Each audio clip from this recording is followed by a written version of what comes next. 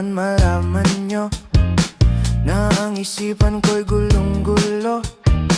Nagtatanong kung susundan ko siya, dahil ang puso ko ay nabihag niya.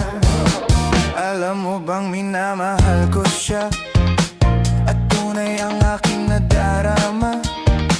Kahit ako'y nagmumukhang tanga, ay ayos lang basta kasama siya.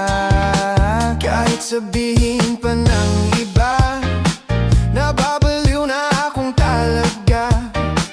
Kahit mayroong ibang nagcha-cha-cha, nagrurumba, nagsasalsa. Pwedeng sabihin nyo to sa kanya, ang puso ko'y nahihirapan na. Ano pa ba ang pwede kong gawin na uubra upang maakit siya? Palagay kay